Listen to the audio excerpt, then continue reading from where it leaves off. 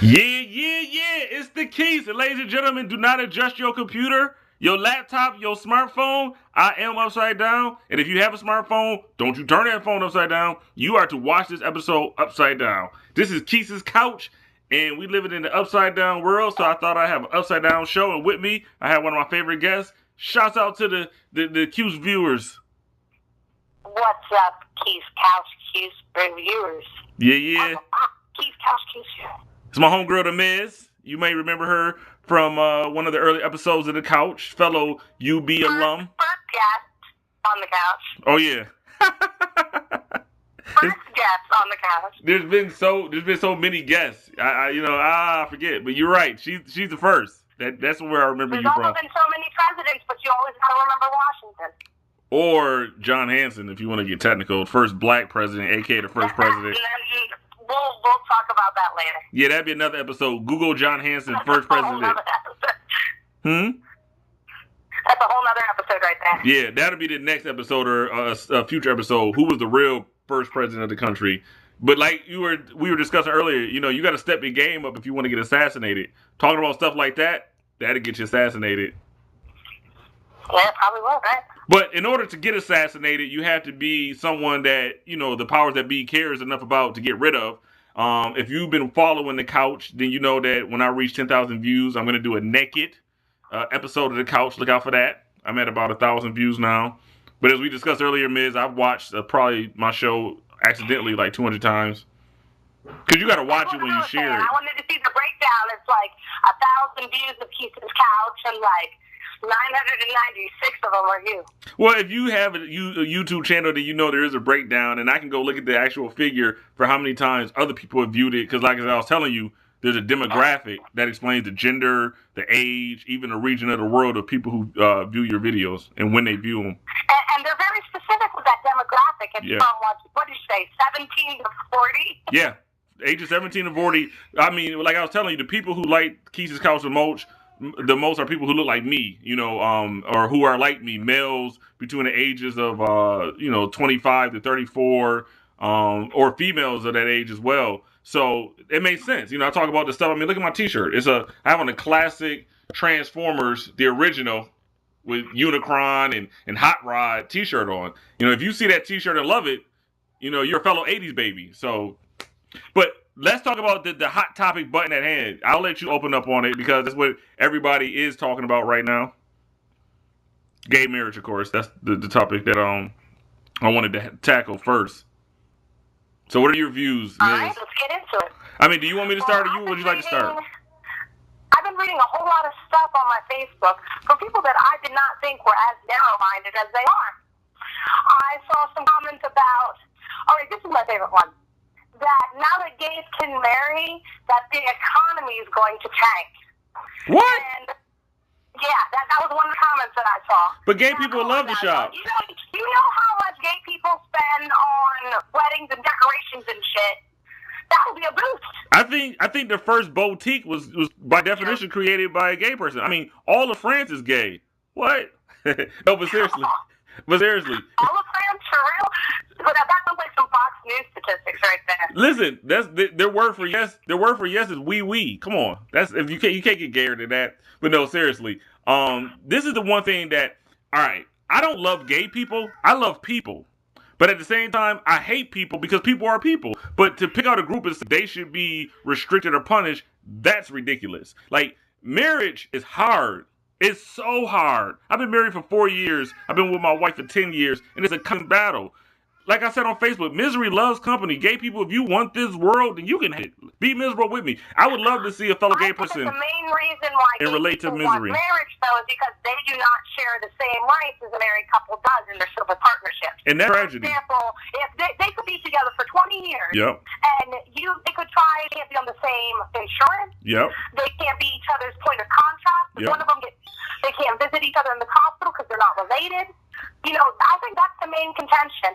If marriage is such a big deal, why don't you just give gay people all the rights of marriage and you can save your sanctity yourself? Well, and that's the thing. The biggest proponents are Christians. And that's a whole conversation. And I'm not anti-Christian. I'm anti-hate. I'm anti-judgment. And I don't something that people interpret to use to restrict people. But at the end of the day, why would you want anyone to suffer? If marriage makes you happy, which to me, again, that's great, then take it.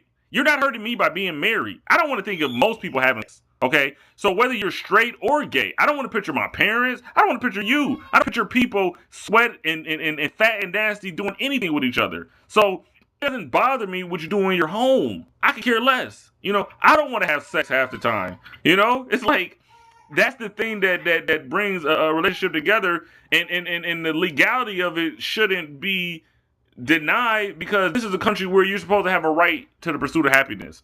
And it's crazy to me to say that group of people shouldn't, do what makes them happy. Like, if I see them being happy, that makes me happy. If I see them being miserable, that bums me out. It does. I don't want to see people crying. Watching people cry makes me want to cry. I love Glee. Shouts out to Glee. Because that show makes me cry like every other episode. I think somewhere in the corner of myself, I might be a little fruity. No, I'm not. No. Well, it's subjective, right? Sexuality. You're right. I think it is. We were talking about it earlier about sexuality being fluid and being a construct. Right. Much like race, you're not born a race. You might be born with a certain pigmentation. You're born a certain sex. You're not born a certain gender. Gender is constructed by how you're raised. Because African American is a concept that didn't even exist before 200 years ago. Well, those hyphenated identities are definitely another episode. Yeah, and at the end of the day, when it comes to sexuality, it's something that is fluid. Because dudes, if you have never had a gay thought twitch, a thought, you're like, get out of my head, gay thought. Who told you come here? Like, sometimes you'll watch like Tyson Beckford, and his chest is all chiseled chocolate, and the fact that I just called his chest chocolate suspect, but it is chocolate. You called the dude chocolate and chiseled. But it is. I don't know other words to call it. I'm sorry. It's not black. It's like a dark, rich chocolate. It is. It makes me feel. I can't even look directly to the camera when I describe it. But it is what it is. Objectively, I'm attractive. I am. I look at myself in the mirror and say, "You're a good-looking dude." That's gay. How could it not be? I don't know if that's objective there. It is objective. I look for the side profile. I go right here. I take my glasses off. I'm like, "Yo, dude. Listen, if I could, I might give you a shot." I look in the mirror and that dude, he might can get it. What does that mean? Like, I don't know. Like, the bottom line is sexuality is too complex to start throwing labels around and then start stoning people, because they got on tight pink shirts or, they're females with flannel on. I just think you should stop before you start trying to hurt people. Let's start discussing those relationships. Let's start discussing the stereotype that gays are promiscuous or can't have lasting relationships. What? Come on. Heterosexual. No one is more. That's a stereotype right there. Let's just combat them one by one. No one is more nasty and promiscuous than heterosexual people. Have you been to bars? I mean, you see people having clothed orgies. Heterosexuals, like, I've been to gay bars and they're just dancing. I've been to straight bars and it looks like the season finale of True Blood. People just groping and kissing and having sex under the table. Heterosexuals, you don't have to look at the homosexuals for sexual depravity. There are more heterosexual rapists, I'm sure, than homosexual rapists. Don't you think? Yeah. Having more women, you're completely right. Having more women outside of prison been raped than men. How many men are just like? I don't hear about dudes jumping out of the bushes and raping dudes. When last time that happened? I never went over one of my friends. You got that up in jail, though. Right, no, but outside of jail, I never went over one of my friends' house and had a couple wine coolers, and he was holding me down, fucking me in the ass.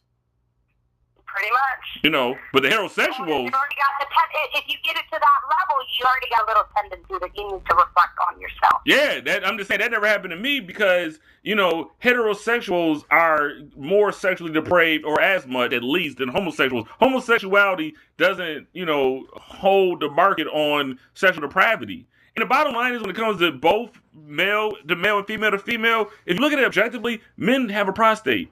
You put something up in there and you massage it, it's probably going to feel good, And women that know how to, please women better than a man, it's going to feel good objectively. So if the Bible says it's wrong, or it makes you feel uncomfortable because you might have some deep-rooted homosexual feelings, I still don't think that's enough basis to, want to hurt and kill and deny people.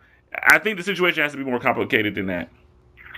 Well, also, who really said what marriage is supposed to be defined by? Is it the married? Is it the people that get married? It's like, letting a banker decide who's going to own all the money stored in his vaults. You can't do that. The street community can't give a compelling reason to deny this institution. So why should it be? Like, when you go into court, you're innocent until proven guilty. Right. So I guess you're gay until proven straight, or vice versa. It's like people that hear about it. How does that work? The people that are against it, you're like, why are you against it? They're like, raw Bible Christian economy, pink shirts, glee. What? Wait, stop. What is your reason? My brain hurt. Them fags. Like, wait, what is it exactly that you have a problem with? I'm not clear on the stance. I look at love is beautiful between any two people that feel it. And why would you have to be trapped? I wouldn't want to be trapped in a gay relationship.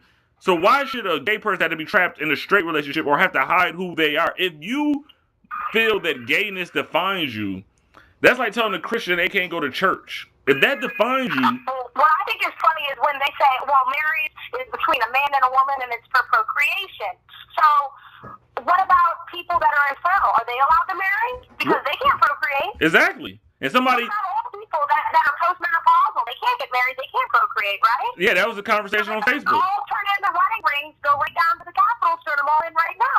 And gay people procreate all the time. Gay people are still human. Procreate with surrogates in the same way that infertile couples procreate. Like, who's decide all these arbitrary rules? And they say that, having same-sex couples, that's not the environment in which to raise a child. And I think it's funny because in our society, which straight people are allowed to get married and bring children into their marriage, like, murderers, convicted felons, child molesters, they're allowed to marry and procreate. So is that a good environment for a child to be brought into? Not at all. And that's what, most people are deviants. They have nothing to do with homosexuality. It's like homosexuals aren't, supposed to marry, but then chronic smokers are, and then they, subject your children to secondhand smoking cancer. I think better with a gay dad than a chronic smoker. But at the end of the day, me and you are just two tree-hugging, fag-loving, baby-killing liberals, So for you, people who have a dissenting view, I invite you to contact me, hit me up on this YouTube channel, Facebook me, call me if you got a number, and let's discuss it, because I don't want to see people hurt. I asked Ms. to have discussion. Because one quote that you had said, which I thought was very insightful, you had posted up on Facebook, you had said that, gays have always been allowed to marry, now they can marry who they want. Mm-hmm. Now, don't you think allowing gays to be able to marry people who, have the same orientation, don't you think that not threatens the institution of marriage, but don't you think that strengthens marriage? Because no longer people are encouraged to marry people they feel no attraction to just because of convention. Right. And they can't relate to. And they're gay, so they end up getting divorced and going with a boyfriend or whatever, a girlfriend or whatever have you. So, argue that this institution is worth preserving at the cost of acquiring involuntary participants to remain in it is a better argument for tightening the divorce laws than for, prohibiting gay marriage. Right. It's like if there was a law on interracial marriages, so you had to marry your own kind. You had to marry your own race because the people you loved, it was appropriate. And it's arbitrary. If you love someone, no one should... have you seen gay people together? They have love that's so pure in some cases that it touches my heart. I feel it. I think some of it is jealousy, but it goes both ways. I've seen heterosexual people share love, and I wouldn't deny that with anybody within reason. It's when you start messing with children and animals and inanimate objects, that's when I start to take pause. But if it's another human being that's a consenting adult, man, live and let live. Live and let love. We got about 10 seconds, Ms. Take us home. Well, I think that saying that the right to marry people is a special right. 90% of the population already have the married. Whoever they want, the consenting adult of their choice. Mm-hmm. But, does that mean that they don't end a divorce? When a gay and lesbians under the law are denied civil rights and protections that they either don't need or assume that everyone along with them already have. The problem with the special rights law is it comes from that assumption that all civil rights law are already equal. So if you're always coming off of a fake assumption, you're always going to end up in a wrong conclusion. And on that note, it's been the Couch. We're going to see you again. Thanks to Miz. We out. Peace.